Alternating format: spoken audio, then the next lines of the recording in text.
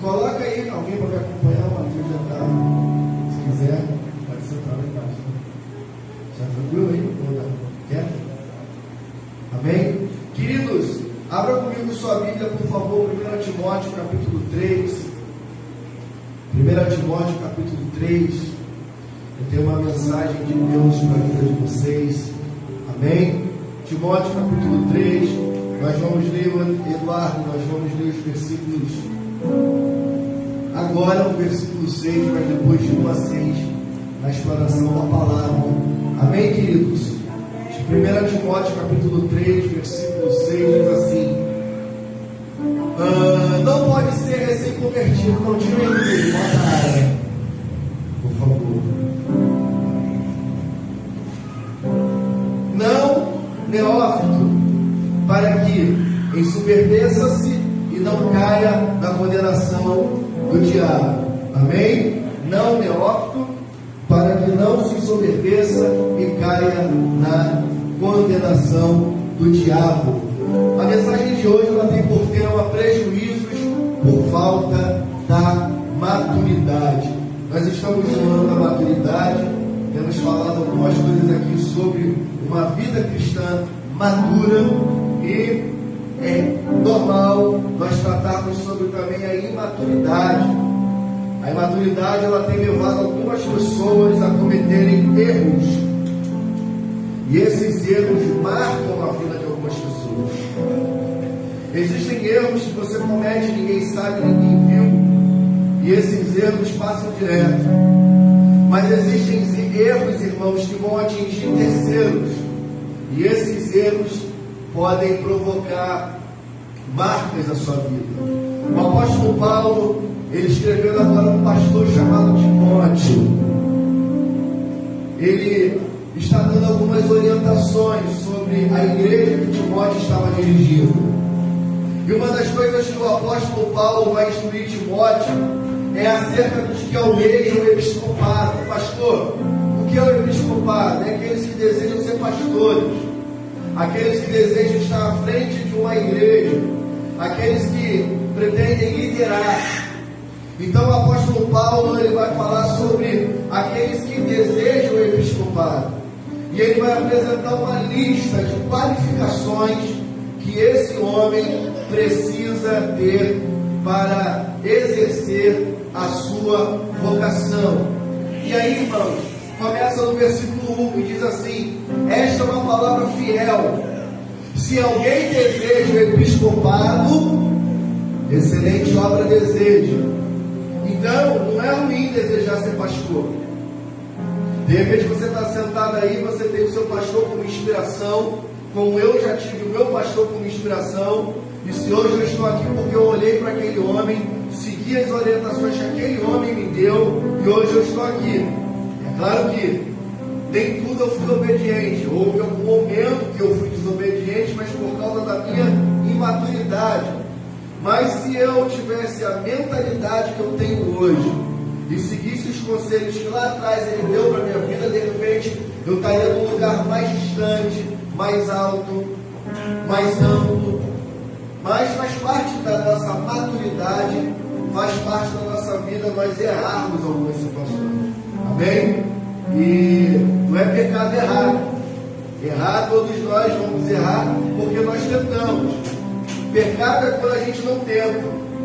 Pecado é quando a gente se omite em fazer algumas coisas. Isso sim é pecado, porque omissão também é pecado. Amém? Então ele fala: olha, excelente obra, excelente coisa deseja quem deseja o episcopado. 2. É necessário, pois, que o bispo, está falando do pastor, o bispo seja irrepreensível, marido de uma mulher, vigilante, sóbrio, honesto, hospitaleiro, apto para ensinar. 3. Não dado ao vinho, não espancador, não cobiçoso de torpe ganância, que é aquilo que não é dele. deseja muito mais do que ele pode reter, mais moderado, é uma pessoa equilibrada, não contencioso.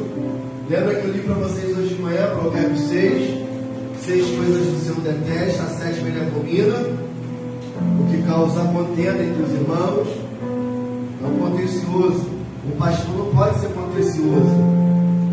O que é um pastor contencioso? Mateus fez um gabinete comigo, que contou uma particularidade. Aí eu venho aqui e inflamo, citando nomes, deixando a pessoa sem graça, triste, humilhante, não contencioso. É aquele pastor que não pastoreia a igreja por gabinete de fofoca, né? Ô irmã Cris, eu não vou lá no ensaio, mas você vai lá no meu lugar. Se alguém perguntar, fala que você só está limpando a igreja e você observa as coisas, depois você me conta. Aí vem a irmã Cris achando que está fazendo um bom serviço, limpando a igreja, e está vendo a contenda das meninas do louvor. E pastor, ela brigou feio com a Valéria, o Mateus ficou boladão, apertou o teclado forte, soltou até uma tecla, o negócio lá não ficou bom. Aí na quarta-feira o pastor chega, rampa. Aí o pessoal fala, nossa, o pastor parece que está sendo guiado pelo Espírito. Não, pelo Espírito da fofoca, não pelo de Deus. Amém? E diz que o pastor, o bispo não pode ser avarento, pão duro. Conde Klaus, quantos lembram da novela do Conde Klaus? Chocolate com pimenta. Chegava alguém na casa dele, ele escondia a sopa embaixo da mesa, né? Mandava limpar tudo, não tinha comida. Na casa do Conde Klaus, mas quando ele ia na casa do outro, ele comia até encher a barriga e mandava botar na bolsa. A empregada botar na bolsa, bota na bolsa, leva pra gente tomar café. Né? Pessoas avarentas. 4. Diz que o bispo, o pastor, ele tem que governar bem a sua própria casa. Governar bem a sua própria casa. Tem pastor que governa a casa dele é a mulher. Não que a mulher não seja uma peça fundamental na criação dos filhos, no comando da casa. Mas o comando da casa está sobre o homem, que ele governe bem. Amém? Tendo seus filhos em sujeição. Quer dizer, o meu filho me tem como referência e me obedece. Triste coisa é quando um filho vira e fala assim, a minha referência não é o meu pai. Um dia eu conversando com o Igor falou, não, eu trabalho, eu me esforço para que o José, quando cresça, fala assim, meu pai é a minha referência. Está certo, está cumprindo a Bíblia, tendo seus filhos em sujeição, com toda a modéstia. Amém? Então, ele vai guiar a sua casa debaixo de uma liderança, debaixo de um governo, debaixo de uma humildade, sempre ali a família dele de acordo com os parâmetros do Senhor. 5. Porque se alguém não sabe governar a sua própria casa, como terá cuidado com a igreja de Deus? A Bíblia nos diz que nós precisamos ser exemplo dos fiéis, irmãos. A Bíblia fala que nós precisamos cuidar da nossa casa. Quem não cuida da sua casa, a Bíblia vai chamar ele de infiel. Ele é mais infiel que o ímpio. Então ele tem que governar bem a sua própria casa. A sua casa não é um quartel-general, mas é um lar de harmonia, aonde os filhos têm prazer de estar em casa. Irmãos, eu não sei não, mas lá em casa os filhos têm prazer de estar na minha casa, no meu quarto, na minha cama. Eles têm tanto prazer que de vez em quando eles me expulsam de lá. Até o cachorro agora, irmãos, eu tenho que brigar para tirar o cachorro dentro do quarto. Também é assim lá, mano? Tirar o cachorro dentro do quarto, tirar os filhos, tirar o mais velho, o mais novo. Vai, vaza todo mundo, sai fora. O quarto é meu, gente. Essa cama aqui é minha. Por que o quarto do pai e da mãe é o melhor espaço da casa? Porque tem amor, tem carinho. tem respeito naquele lugar. Então é um lugar que exala o que? Vontade de você ficar. Então ele fala, tem que governar a sua própria casa. Senão como que ele vai governar a igreja de Deus? Amém? 6. Diz que ele não pode ser neófito, para que se soberbeça, se não caia na condenação do diabo. Vou voltar aí, 7, para a gente finalizar. É necessário também que tenha o que, irmãos? Tenha o que? Dos que estão aonde? Dos que estão aonde? Para que não caia em afronta no laço do diabo. Ai, irmão, quanta coisa a gente tem ouvido de pastores que não tem bom testemunho fora. Quem diz que os homens não são de Jesus? Por quê? Porque o testemunho é importante. Amém? Não se dá pano para manga, mas eu quero voltar no versículo 6. De todas as coisas que ele vai qualificar, Roberval, me chama uma coisa a atenção. O que, pastor? Me chama a atenção que ele fala que não deve ser neófito. Pastor, o que é neófito? Neófito é uma palavra grega que significa neófitos, que quer dizer duas variações. Tem duas variações em grego desse texto. Primeiro, recém-plantado, é aquela muda que foi plantada agora. Segundo, recém-convertido. Neófito é alguém que tenha recentemente se tornado cristão. É o chamado novato. Aí tem aquele obreiro ali, é novato. Tem aquele obreiro ali que chegou agora. Tem aquele irmão ali que se converteu ontem, se batizou ontem. Ainda está conhecendo os primeiros rudimentos da fé. Ainda está conhecendo os primeiros passos da fé. O que é a fé, o que é o pecado, o que o pecado faz, quem é Deus, quem é o Espírito Santo, quem é Jesus. O que é a Bíblia Sagrada? Quantos livros tem o Novo Testamento? Quantos livros tem o Antigo Testamento? O que é teofania? O que é batismo? O que é glória? Então, são pessoas que estão conhecendo o quê? Os primeiros rudimentos da fé. Rapidinho, não está no sermão. Hebreus 6:1, coloca para mim. É rápido.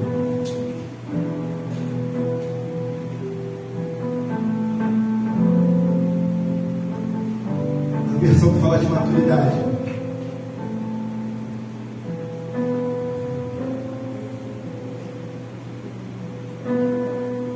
Sendo assim, considerando conhecidos os ensinos básicos a respeito de Cristo, essa não é outra, deixando os primeiros rudimentos. Isso. Portanto, deixemos os ensinos elementares, os ensinos básicos a respeito de quê? Cristo. E avancemos para onde? Para a maturidade. Aqui ele está falando do crente velho. Do cara que já sabe o que é batismo com o Espírito Santo, o que é ceia, o que é o pão, o que é o cálice, o que é o batismo nas águas. O cara que já toca, que já prega. Então aqui ele está dizendo, olha, vocês que são antigos precisam deixar os primeiros elementos, os primeiros rudimentos de Cristo, e avançam para a maturidade. Por quê? Porque vocês estão num nível maior. Mas o neófito é aquele que ainda está vivendo os primeiros ensinos elementares a respeito de Cristo. Então é aquele camarada que veio do mundo agora. E aí ele vai encontrar na Bíblia Sagrada, na igreja, na pregação, confronto daquilo que ele fazia lá, que ele achava que é certo. E agora ele vai ter um confronto, ele fala, meu Deus, então o que eu fazia é errado, é errado. Agora, segundo a Bíblia Sagrada, você precisa seguir por esse caminho. Você precisa seguir por esse caminho. Neófito é esse camarada, irmãos. Neófito é o José, que está aqui no nosso meio, que não tem consciência. É uma criança que precisa de leite materno paterno, esse é o neófito. Então o apóstolo Paulo está dizendo: olha, Timóteo, o neófito, ele não pode liderar. Porque se o neófito começar a liderar, ele vai começar a ter prejuízos, porque ele não tem maturidade. A maturidade, irmãos, precisa ser a nossa meta no dia a dia. Amém? E aí, o que me chama a atenção aqui é que o apóstolo Paulo, ele não contesta a sua experiência de conversão. Ele apenas aponta que o fato da maturidade é um elemento indispensável para exercer liderança. Amém? Não podemos confundir, presta atenção, não podemos confundir ser útil para produtividade do reino de Deus e ser útil para a liderança. O grande problema é que nós confundimos uma coisa com a outra. Nós achamos, porque nós estamos trabalhando no reino, nós já somos úteis para liderar, quando na verdade nós somos úteis para continuar fazendo o que nós estamos fazendo: ganhar almas para Jesus, falar de Jesus para os nossos amigos, ajudar no evangelismo, ajudar uma equipe de som, ajudar uma equipe de mídia. Ser útil, ter uma produtividade no reino de Deus não significa que você foi chamado para liderar. Nem todos foram chamados para liderar.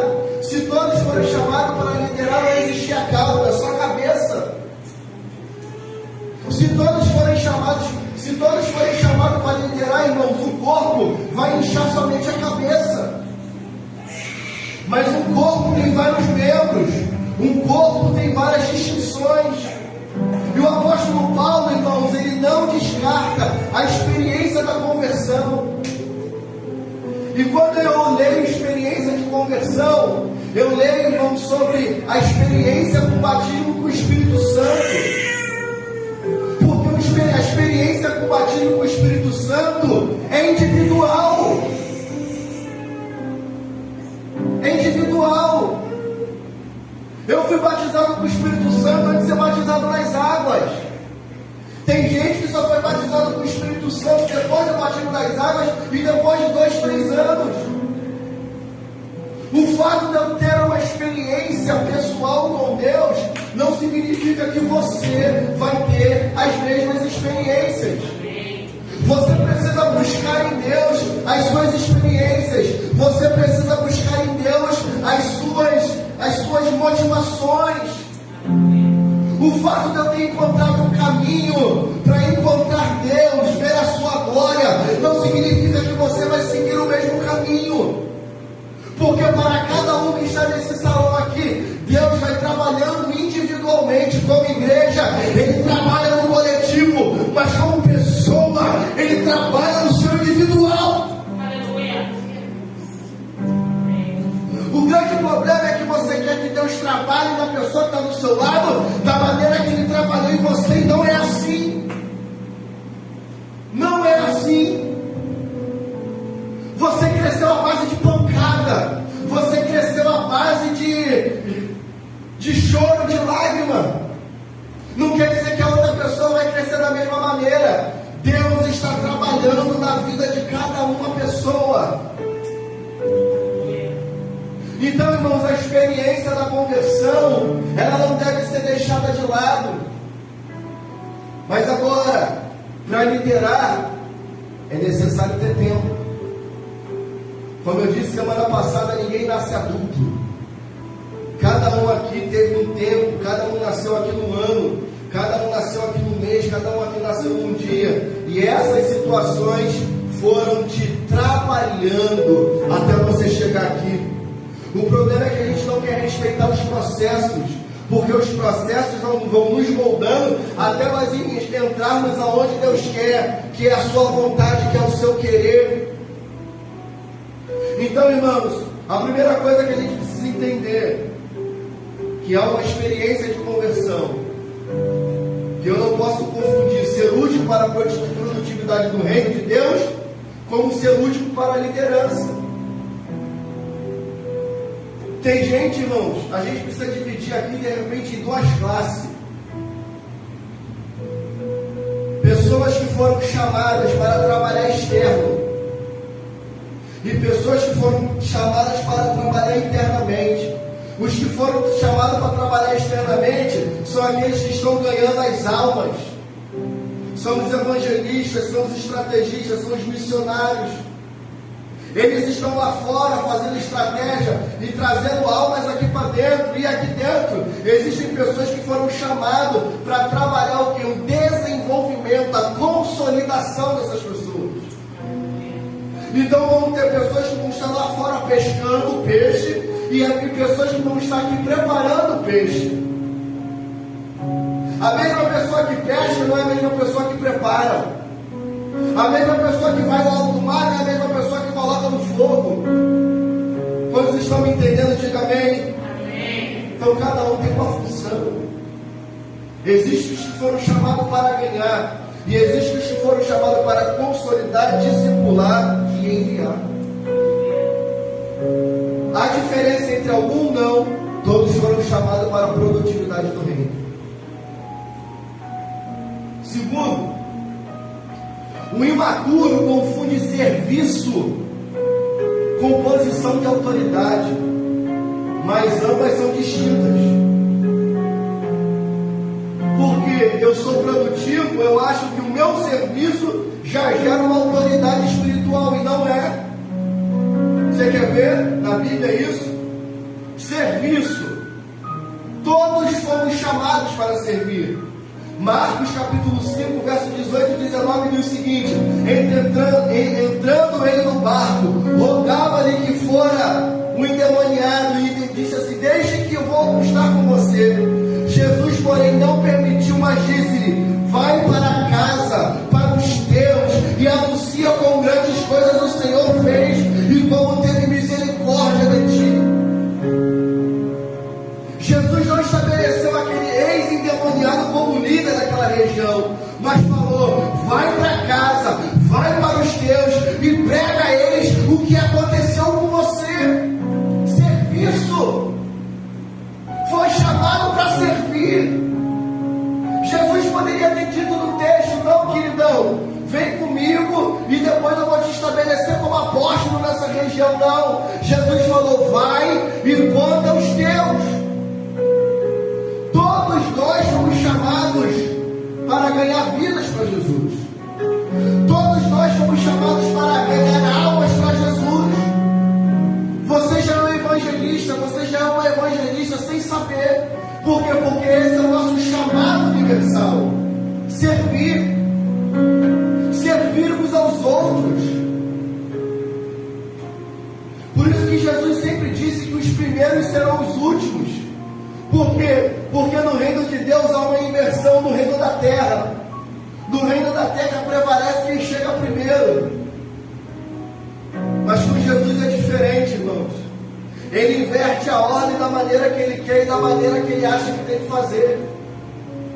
Por isso que eu digo que algumas pessoas têm a oportunidade hoje de construir uma história aqui. Mas se não aprenderem, não aguardarem a oportunidade, Deus vai enviar outras pessoas, Deus vai enviar outros trabalhadores, porque esse tem sido o nosso clamor. Senhor, a seara é grande, mas pouco tem sido os trabalhadores. Ele vai enviar, irmãos, e quando Ele enviar, aqueles que tiveram a oportunidade de trabalhar e de crescer e não agarraram, vão ficar para trás. Porque essa é a ordem do reino. Ele vai colocar para trabalhar quem quer. Ele vai botar para trabalhar quem deseja, quem arde no coração. Aleluia. Então, serviço. Todos foram chamados. E agora a autoridade? Agora a autoridade já é outro nível. Romanos capítulo 13, versículo 1 diz assim: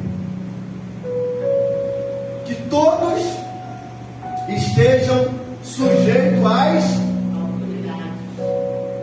superiores, porque não há autoridade que não proceda de Deus. As autoridades que existem foram por Ele instituídas. Então quem levanta a autoridade é Deus. Quem levanta um líder é Deus. Quem estabelece liderança é Deus. Irmãos, e pelo fato de nós ter sido levantados por Deus, não quer dizer que nós somos mini-deuses aqui na terra. O fato de nós sermos autoridade espiritual nessa terra, não quer dizer que, por eu exercer o meu cargo de autoridade, eu preciso ser bajulado. Deus, Ele não quer nenhum bajulador, Deus quer pessoas que morrem. Eu já disse aqui e vou repetir hoje de novo: Deus não aceita obrigação. Se você acha que é obrigação vir no domingo de manhã, se você acha que é obrigação vir no domingo à noite, se você acha que é obrigação vir na sexta-feira na oração, se você acha que é obrigação vir na quarta-feira, se você acha que é obrigação dar dízimo, se você acha que é obrigação da oferta, não dê. Deus não aceita obrigação. O que Deus aceita é um coração quebrantado, um coração contrito. Diz a Bíblia que isso Ele não despreza. Pastor, por que o Senhor dá o dízimo? Porque eu entendo que tudo que eu tenho vem dele. A porta que eu estou hoje foi Ele que abriu. A porta que lá atrás fechou foi Ele que fechou. As bênçãos que me alcançam hoje é Ele que liberou. Por isso que eu sou, irmãos, e aqui eu não quero que ninguém faça nada por obrigação. Eu sou ofertante, dizimista e ainda sou primiciador, ainda dou primícia. Ninguém sabe, mas eu dou primícia. Por quê? Porque eu entendo que tudo que eu tenho e aonde eu estou foi Ele. Foi Ele que me levou, foi Ele que me colocou, foi Ele, irmão. Se não fosse Ele, eu não estaria aqui hoje. Então Deus não aceita obrigação, querido. Obrigação quem aceita os deuses lá de fora. Sabe o que é obrigação? É o que você faz comigo. Que se você não fizer, toma uma coça. Se não fizer, toma uma surra. Se não fizer, fica doente. Deus, Ele não aceita obrigação. Porque se Ele aceitasse a obrigação, Ele não teria filhos com o coração voltado. Ele teria pessoas que estariam apenas servindo a Ele, porque o poder dele é grande. E quando aparecesse um outro com poder maior, todos esses abandonariam. Mas pelos séculos dos séculos, Ele continua sendo Deus. Os deuses do Egito foram embora. Os deuses dos gregos foram embora, desapareceram. Os deuses dos romanos foram embora, desapareceram.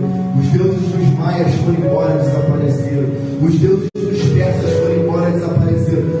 Mas o Deus de Israel, aleluia, Ele continua no mesmo lugar, regendo a terra com o seu poder e com a sua glória. E ainda que as pessoas tentem mudar a verdade de Deus, ela permanece inabalável. Amém? 3. A imaturidade não deixa você perceber que foi chamado para cooperar com algo no reino de Deus.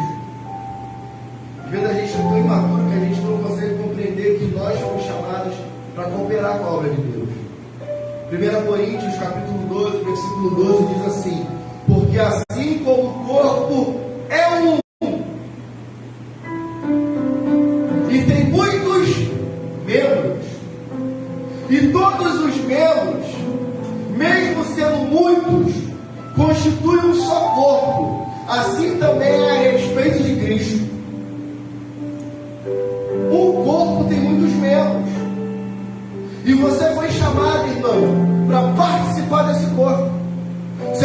Você foi chamado para ser um integrante desse corpo. A função de cada membro é importante para o todo, pois o corpo vive da interação dos membros. O corpo vive da interação dos membros. Se a cabeça dá um comando e o pé não obedece, não há corpo. Observe que quando alguém tem um acidente vascular cerebral, a primeira coisa que é atingida é a cabeça, e logo em seguida uma parte dos membros são paralisados. Por quê? Porque a central de comando foi atingida. Então quando a central de comando é atingida, o corpo, uma parte do corpo deixa E sabe o que o diabo quer nesses dias? Ele quer fazer com que uma parte do corpo da igreja que não seja funcional. Ele quer fazer que uma parte do corpo pare. Ele quer fazer que uma parte do corpo se paralise. Por quê? Porque se o corpo paralisar, a obra não avança. Oh, aleluia. Por isso, irmãos, que Tiago vai dizer que nós temos um membro no nosso corpo que muitas das vezes ele inflama o inferno e muitas das vezes ele é inflamado pelo inferno. Pastor, que membro é esse? É a língua. A língua às vezes inflama o inferno, ou às vezes é inflamada pelo inferno, e a língua tem o poder de paralisar aquilo que Deus está fazendo. Por isso que Deus vai dizer que 6 coisas ele detesta, mas a 7ª ele abomina. Irmão contencioso que joga um membro contra o outro. E o diabo sabe disso. E por isso que ele está entrando pesado nas igrejas. Por isso que ele está entrando pesado no ministério. E sabe quem ele está usando? Os imaturos. Imaturos que foram precipitadamente levados ao ministério. Poxa, pastor, não era essa palavra que eu queria ouvir. Aqui é assim. Aqui é assim. Confronto. Por que a imaturidade traz prejuízo? Porque quando a gente coloca alguém que não tem experiência, capacidade e maturidade, ele corre o risco de estragar tudo que Deus fez. Por isso que é um grande perigo. Há um grande perigo você não conhecer os membros do corpo. O que o diabo tem feito? Ele tem colocado, ele tem disseminado entre o corpo uma divisão que não existe. Só que a gente não consegue enxergar porque nós somos imaturos e muitas das vezes nós estamos com os olhos cheios de lágrimas. Por quê? Porque todos nós aqui temos uma vida lá fora. E você querendo ou não, a tua vida lá fora muitas das vezes influencia o teu ministério. Aí eu cheguei na igreja hoje, a irmã Ana Paula não falou comigo, ela sempre brincou comigo. Cara, ela deve estar com algum problema. Hoje alguém chegou e falou assim: pastor, tá de cara feia já. Não, eu estava concentrado no negócio ali. Mas se eu tivesse de cara feia? Não, fala a verdade. Eu não tenho o direito de estar triste, chateado, com dor de cabeça, passando mal. Ontem à noite, quando eu cheguei, irmãos, eu passei mal. Eu botei quase 1 litro para fora de vômito. E eu pedi ajuda, que eu trouxe uma endargada aqui. Eu falei, tá amarrado, capeta. Eu estava falando para Carla, qualquer pessoa na minha posição, viraria e falaria assim: eu não vou domingo de manhã porque eu passei mal 3 horas da manhã.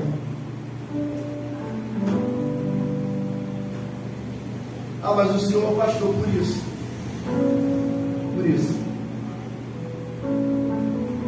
Cheguei aqui hoje de manhã com a cabeça, a 1000. Dei aula, terminei de dar aula, tomei um remédio, fui para casa, paguei.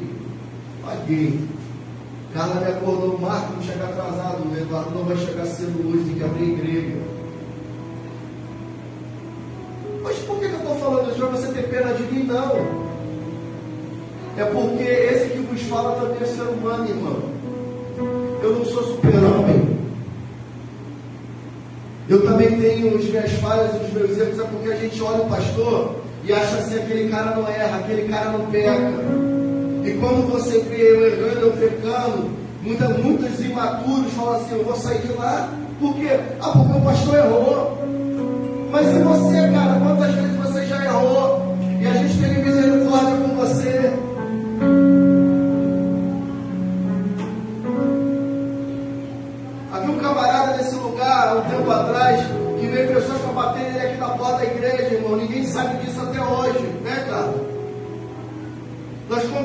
situação. Depois eu chamei o cara da xixa e a chicanei ele. Eu falei, meu irmão, tu é maluco?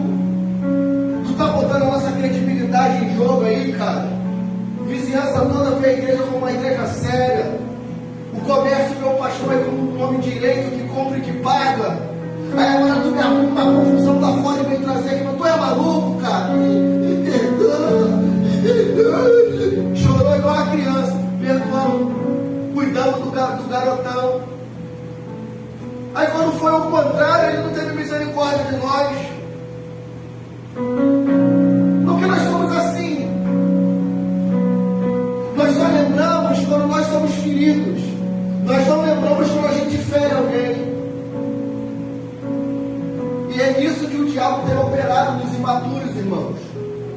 Por isso que é o ano da maturidade, é o ano do crescimento, é o ano do desenvolvimento. Será que a gente vai entrar, em nome de Jesus, 2024, falta muito ainda, mas a gente vai chegar em 2024 com as mesmas atitudes? Gente, não dá para acreditar em algumas situações que a gente vê. Gente que já poderia estar voando há muito tempo, podia estar sendo bombeiro, nos auxiliando, estar na portaria, nos ajudando, ainda costuma estar com os mesmos rudimentos de criancinha, parece que se converteu ontem, brigou com a mulher, não vem para a igreja, discutiu com o filho, não vem para a igreja, se aborreceu no trabalho, não vem para a igreja. Irmãos, o que Jesus tem a ver com isso? Se eu brigar com ela agora à noite, eu vou ter que levantar para trabalhar, mas é a igreja. Não vai. Não é a igreja em si, igreja.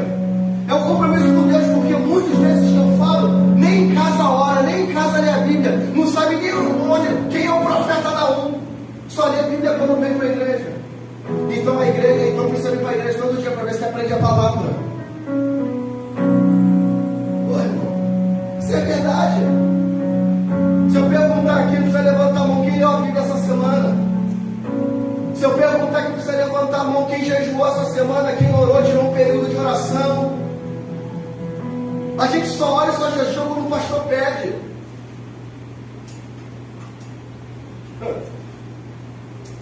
A gente quer falar de vida com Deus? Não. A gente tem que amadurecer primeiro. Então, cada membro é importante. Eu estou dizendo isso porque um membro é importante. Sabe por quê? Presta bem atenção. Hoje, se o Tiago Eduardo não consegue chegar cedo para abrir a igreja, eu tenho que vir. Eu disse para Carla hoje, eu estou dizendo de altar que às vezes eu fico com pena dele. De repente ele quer dormir até um pouquinho mais tarde no domingo. Ou quer dar o luxo de poder passar em casa para trocar de roupa para quarta-feira, mas não. Ele tem um compromisso de estar aqui e abrir, quer dizer, está ficando pesado. Você está entendendo? Eu não estou falando que amanhã você tem que vir aqui abrir a igreja, não. Eu estou dizendo que um corpo tem vários membros, e os membros são importantes. Então, se falta um membro, vai sobrecarregar outro membro. Se você não vem no teu turno de escala, se você não está na tua torre de vigia, no dia do teu plantão, com o teu escudo, com a tua espada, você vai sobrecarregar o batalhão. Que a gente vai ter que deslocar uma outra pessoa para lá, e de repente esse outro lugar vai ficar descoberto.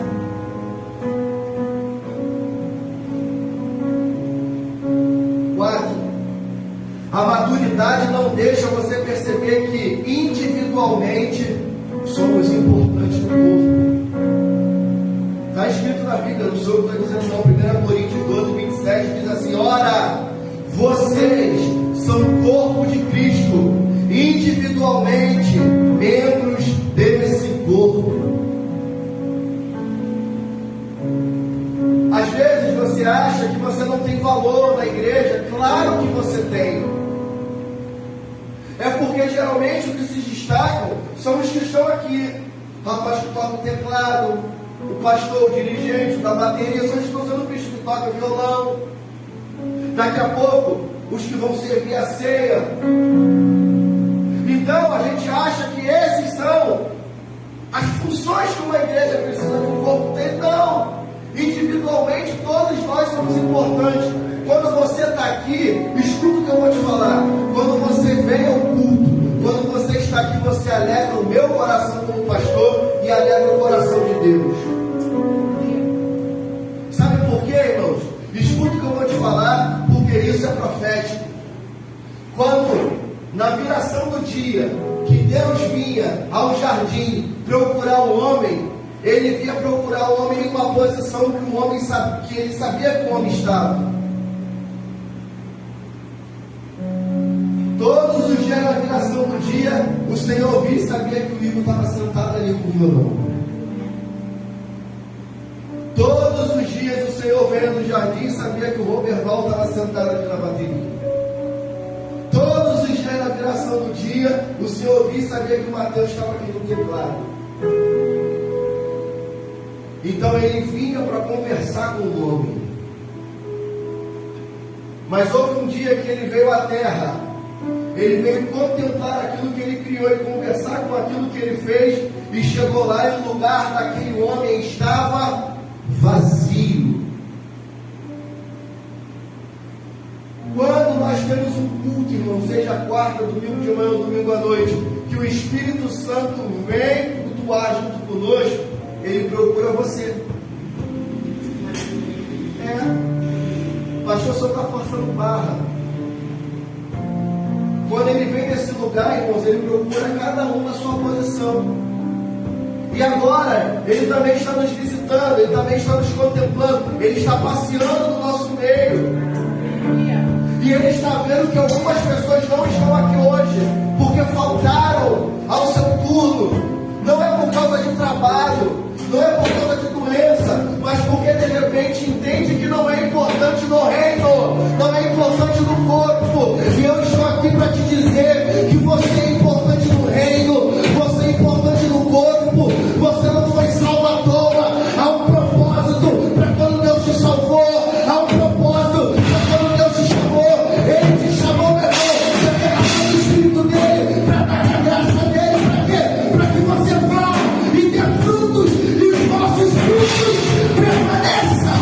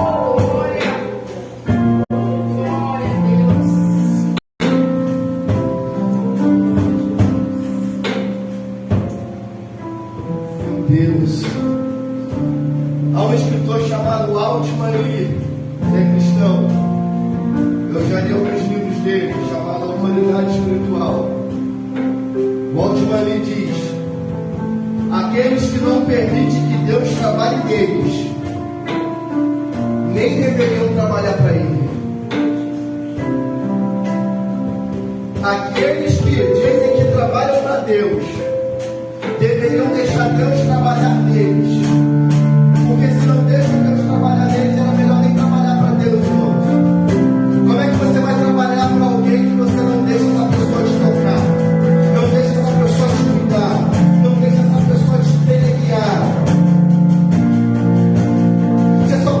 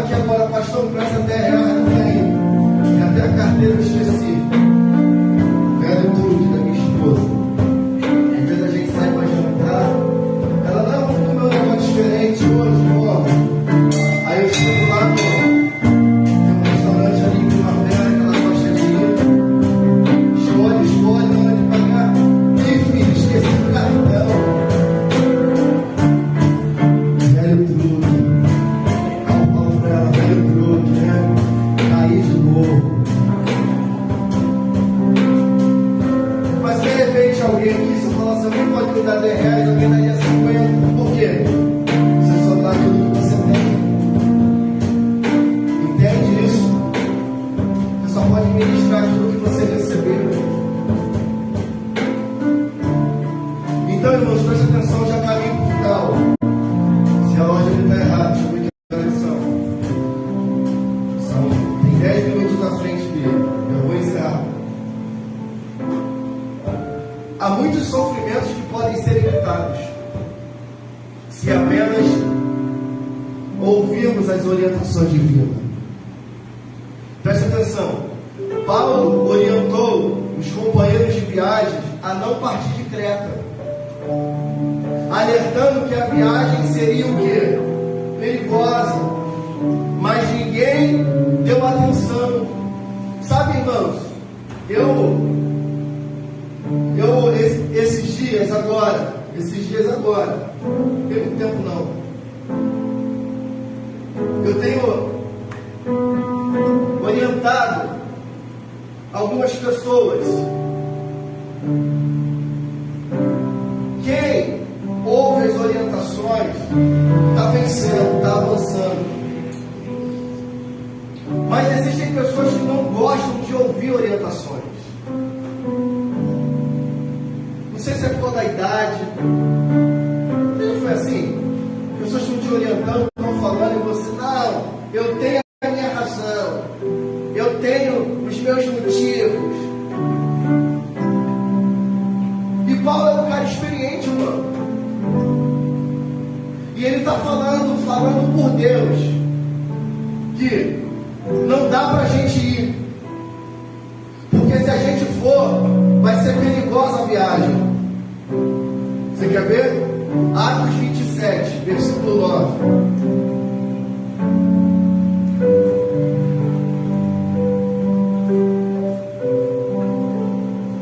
Atos 27, 9 diz assim: tínhamos perdido muito tempo, e agora a navegação se tornara perigosa, pois já havia passado o jejum. Por isso Paulo os advertiu. 10. Senhores, vejo que a nossa viagem será desastrosa e acarretará o quê? Grandes prejuízos para o navio, para a carga e também para a nossa vida. 11. Mas o centurião, em vez de ouvir o que Paulo falava, seguiu o conselho de quem? Do piloto do navio, visto que o porto não era próprio para passar o inverno. A maioria decidiu que deveríamos continuar navegando. Para aí. A voz de Deus não está na maioria. Pastor, você está pregando heresia? Não. A voz de Deus não está na maioria. A maioria da Paula quis condenar Jesus e libertar Barrabás. A voz de Deus não está na maioria. O povo, quando Moisés subiu ao monte para buscar as tábuas da revelação, do decálogo, dos 10 mandamentos, Moisés deu uma ordem: olha, me esperem aqui, que eu vou lá e já volto. Mas a Bíblia fala, Igor, que a subida de Moisés foi demorada, a palestra com Deus foi demorada. Oh, irmão, não foi demorada no sentido espiritual, mas foi demorada no sentido carnal, porque a Bíblia vai dizer que um dia para Deus é como se fosse 1000, e 1000 como se fosse um. Então Moisés estava na presença de Deus, desfrutando das revelações que Deus tinha para dar. Então, quando a gente está na presença de Deus, irmãos, não há tempo. Quando a gente está na presença de Deus, não há minutos. Quando a gente está na presença de Deus, a gente precisa desfrutar desses momentos que nós temos. Primeiramente, ele pode ser o último. Não tenha pressa de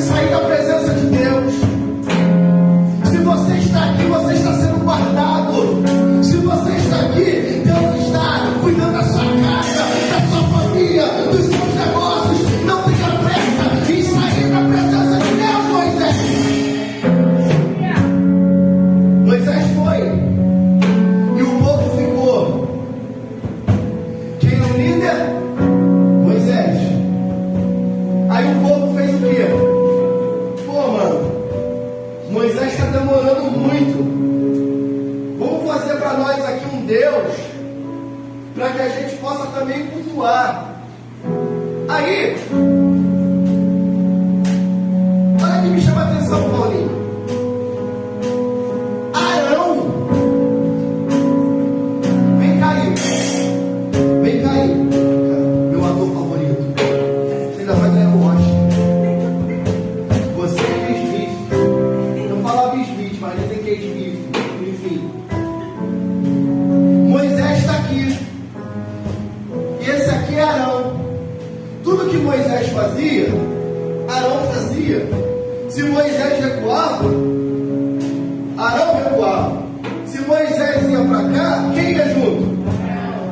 Se Moisés fosse para lá, quem ia junto? Então, Arão tinha as mesmas orientações que Deus tinha. Aí agora, Moisés não está lá no monte. A voz do povo disse para Arão: vamos fazer um bezerro. Esse aqui, em vez de repreender o povo, ele falou assim: não, vamos mesmo. E lá em casa ainda tem a forma dos bezerros. Vacilou. Vou descer agora. Quem é que constrói os bezerros de ouro? O bezerro de ouro é Arão. E Arão ainda dá a planta: olha, eu quero brinco de ouro, eu quero anel, esse teu anel de ouro aí e tal. Bijuteria não serve nada, só ouro. Por quê? Porque quando Deus está palestrando com o líder e de repente tira o líder, tem que se levantar um Josué, cara, tem que se levantar um Arão. E o Arão, ele tem que seguir a mesma visão que o seu líder plantou. Foi o que nós falamos aqui de manhã. Elias preparou o caminho e Eliseu percorreu pela estrada que Elias apontou. Elias falou assim: Eliseu, vai para Gilgal. Gilgal é lugar de quê? Aliança com Deus. Depois Elias foi para onde? Betel. Betel é o quê? Casa de Deus. Depois de Betel, Elias direcionou Eliseu para onde? Jericó. Porque Jericó é lugar de guerra. E por fim, Elias levou Eliseu para onde? Jordão. Porque Jordão significa o quê? Ruptura, crescimento, amadurecimento, continuidade profética. Arão tinha que ter dado a continuação profética do que Moisés estava fazendo. Aí agora Moisés desce, chega lá, o povo está salmodiando, está dançando.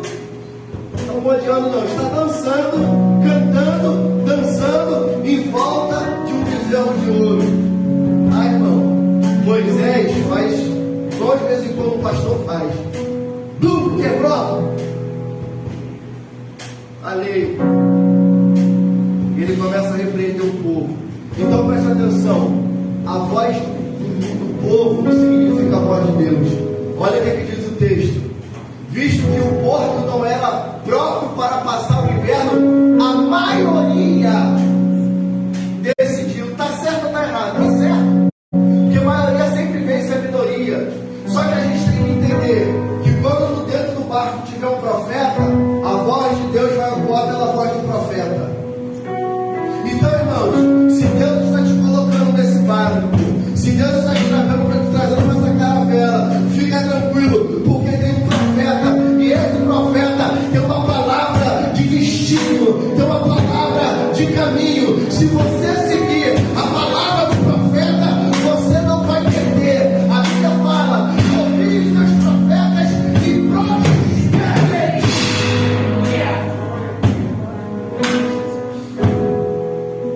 Mas isso acontece porque você tem maturidade. E aí, irmãos, perderam tudo. Perderam tudo. Sexto, o imaturo rejeita conselhos e da sua arrogância tropeça e cai, trazendo prejuízos.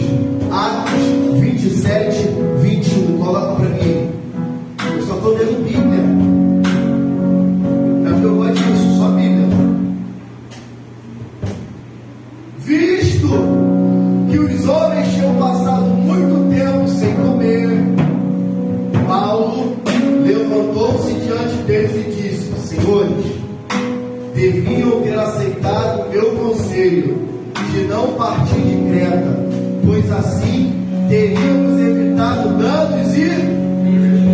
Por que nós temos danos e prejuízos? Porque nós não temos maturidade. Sabe por que tem muita gente que ainda não avançou na vida? Porque ainda não tem a maturidade de ouvir. Eu sigo os meus conselhos. Eu nasci assim, vou morrer assim. Gabriela, cuidado, Gabriela. Porque até a Gabriela tem que encontrar Jesus. Porque até a Gabriela se submete às vontades do reino. Oh, aleluia. Vou dizer igual um amigo dizia, eu vou falar. Eu posso falar na Paula. Sabe por que Vasti perdeu o reino? Porque ela achou que ele era maior que o rei. O rei deu uma ordem e ela disse: eu não vou. Por quê? Porque eu sou a rainha, cara. Não afronta o rei. Não ache que você é maior que o rei. Não ache que aquele dinheirinho que está na sua conta é o suficiente que você se acha que você é. Não ache que o seu empreguinho que você tem lá, que você está seguro, é maior do que o rei. Porque o rei pode falar assim: estou fechando essa porta agora. O rei pode dizer: estou acabando agora. Deixa eu dizer um negócio aqui, né? Não é da idade dessa galera daqui, mas é mais da galera de lá. Em 91, muitos brasileiros tinham dinheiro na poupança. Lembra disso? Aí entrou um novo presidente, o primeiro presidente. Isso é história do Brasil, irmão. O primeiro presidente eleito no Brasil, Fernando Collor de Mello, o caçador de Marajá. No primeiro ano de governo dele, ele coloca uma ministra da Economia, Zélia Cardoso de Mello. E a primeira medida que ela faz para refrear a inflação no país e as altas do preço foi o quê? Resgatou tudo que estava na poupança dos brasileiros. De um dia para o outro, aquele que tinha muito passou a não ter nada. Deixa eu te dizer uma coisa: se o rei decretar de um dia para o outro, você pode perder tudo que você tem, mas se ele quiser de um dia para o outro, do nada, ele te coloca no tudo.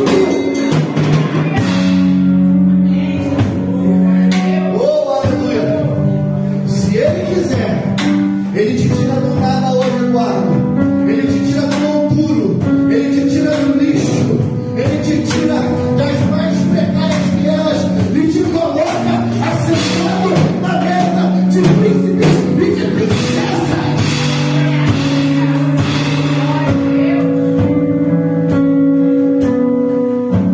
Eu sinto o rei aqui, irmão. Deve ser por causa do Roberto. Roberto é o homem que está traindo a glória de Deus. Vem. Brincadeiras à parte. Eu sinto ele aqui, irmão. Fica na casa. Então, sabe por que muitos de nós temos danos e prejuízos? Porque, ô diaconisa Carla, nós não queremos ouvir a voz da maturidade. Olha o que diz Provérbios 16, 18.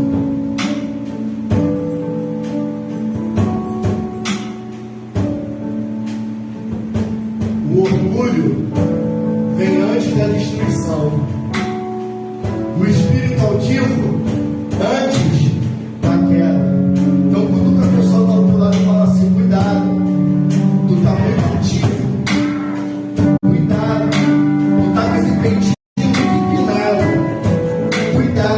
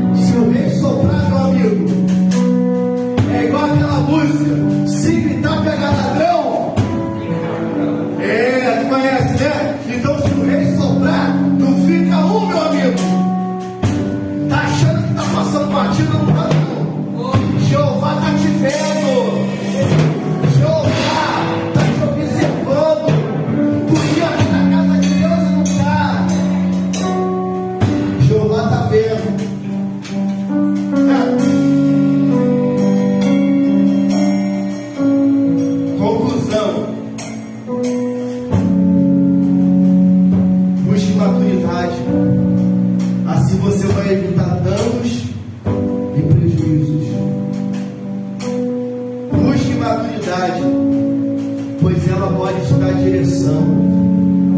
Busque maturidade, pois sem ela o crescimento não vem. Está achando que é de hoje para amanhã? Não, meu amigo. Tem muita coisa que precisa mudar. Por isso o apóstolo Paulo vai dizer que aquele que deseja o episcopado não pode ser neófito, novo na fé, recém-plantado. Há uma frase da Jocum.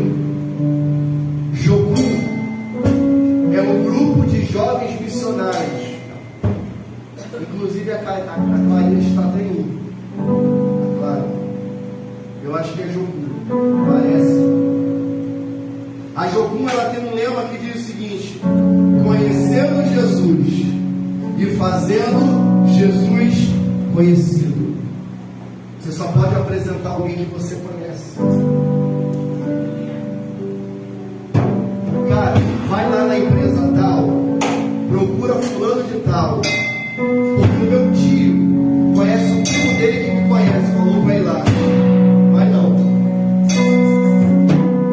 Agora se alguém fala assim, vai lá no Saracura, procura na Paula, ela vai resolver o teu problema. Mas quem diria que me mandou? Diz que foi o Mateus. O negócio vai resolver. Sabe por quê? Você tem que ir segundo uma voz de autoridade, cara. Eu estava dizendo, sexta-feira nós vamos visitar uma família. E uma das frases que eu disse para a mãe da família que nós estávamos visitando foi o seguinte: fulano, caminho qualquer um pode dar. Agora, destino quem dá é o Pai. É o Pai que dá destino. Pastor, eu não entendi. Segunda-feira, no dia 20 de fevereiro, na finalização do plano de ativação, você vai entender, mas eu vou te dar um spoiler. Quando perguntar ao noivo quando é o evento, qual é o evento? Da boda, da festa, do casamento? Ele fala assim: eu não sei. Quem sabe é o meu Pai. Por quê? Porque até Jesus está submetido. Mas Jesus é Deus. Mas Ele nos ensinou a submissão. Ele diz: eu não sei o tempo. O meu Pai que sabe. Então, no tempo oportuno, o Pai dará a ordem de comando: ide, buscai a noiva. A Bíblia fala que nesse dia uma trombeta vai soar. E aí, meu irmão, vai vir do céu como voz de arcanjo dizendo: aí, vem o noivo! Aí, vem o noivo! E aí, meu amigo, as virgens, que é a igreja, as virgens, que é a noiva, vão acordar. Sabe por quê? Porque dormir não é um problema. O problema é você não ter azeite. Porque dormir, Paulinho, todo mundo dorme porque está cansado. A Bíblia fala assim: demorando o noivo, tosquinejando o noivo, todas adormeceram. Todas quem? As que tinham azeite e as que não tinham azeite. E ouve-se uma voz. Que voz é essa? Voz do que prepara o caminho. Endireitai-vos, porque aí vem o noivo. Carla, acorda. Roberval, acorda, porque aí vem o noivo. Meu Deus, vou me preparar. Peguei minha lamparina. E aí eu observo que a minha lamparina está cheia. Oh, glória! Tem azeite. Aí aquela voz assim: Marcos, dai-me um pouco do teu azeite. Eu vou falar para ela assim: minha amiga, você foi me